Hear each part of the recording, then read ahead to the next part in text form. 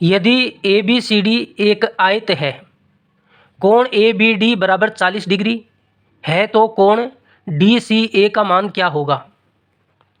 हमें A B C D एक आयत दिया हुआ है, ए बी सी डी, कोण A B D, A B D, A B D इसका मान हमें 40 डिग्री दिया हुआ है। तो कोण डी सी ए, डी सी ए, डी सी ए इसका मान हमें निकालना है। जब दो रेखाएं समांतर हो इस तरीके से और एक तिर्यक रेखा उनको काटती है तो उनके एकांतर कोण बराबर होते हैं। ये वाला कोण और ये वाला कोण एकांतर होता है, ये दोनों बराबर होते हैं। अगर ये कोण x है तो ये भी x होगा।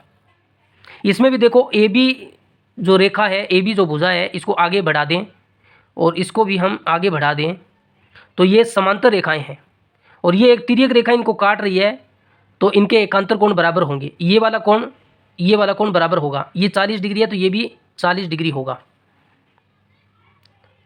फिर क्या निकालना है, आयत के विकर्ण बराबर होते हैं। आयत के दोनों विकर्ण बराबर होते हैं। ए सी और बी डी, जो विकर्ण ए सी है वो बी डी के बराबर होगा। और आयत के विकर्ण क्या है, एक दूसरे को समद्विभाजित भी करते हैं। जहाँ बिंदु ओ पर काट रहे हैं, समद्विभाजित करने का मतलब है समान भागों में विभाजित होते हैं। जो ये बी डी पूरा विकर्ण है वो दो भागों में विभाजित हो जाएगा, समान भागों में विभाजित हो जाएगा। ओ डी का मान ओ बी के बराबर हो जाएगा, ओ डी का मान ओ बी के बराबर हो जाएगा। और ए सी विकर्ण भी दो समान भागों में विभाजित हो जाएगा, तो ओ ए का मान ओ सी के बराबर हो जाएगा, ओ ए का मान ओ सी के बराबर हो जाएगा। अगर ये दोनों विकर्ण बराबर है तो ये चारों मान बराबर हो जाएंगे। चारों मान बराबर होने का मतलब है ओ ए का मान, ओ बी का मान, ओ डी का मान, ओ सी का मान बराबर हो जाएगा।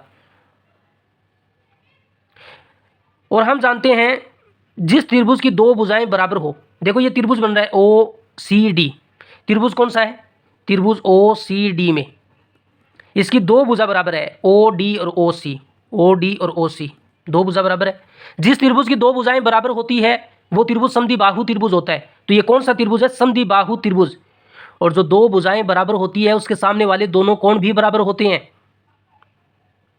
सामने वाले दोनों कोण भी बराबर होते हैं। तो ये भुजा और ये भुजा बराबर है तो इनके सामने वाले कोण भी बराबर होंगे। इस भुजा के सामने वाला कोण 40 डिग्री है तो इस भुजा के सामने वाला कोण भी 40 डिग्री होगा। इसी का मान हमको निकालना था, 40 आ गया। अगर आपको ये कोण पूछता तो फिर क्या हो जाता, ये कोण हमको निकालना था, 40 डिग्री आ गया तो ऑप्शन बी सही हो जाएगा। अगर आपसे ये कोण पूछ लेता तो फिर क्या होता, हम जानते हैं आयत के अंदर वाले चारों कोण समकोण होते हैं, 90 डिग्री के कोण बनाते हैं। ये भी 90 डिग्री का है, ये भी 90 का है, ये भी 90 का है और ये भी पूरा 90 का है। इधर 40 है तो इतना क्या हो जाएगा, पूरा 90, 90 में 40 घटाएंगे 50 हो जाएगा।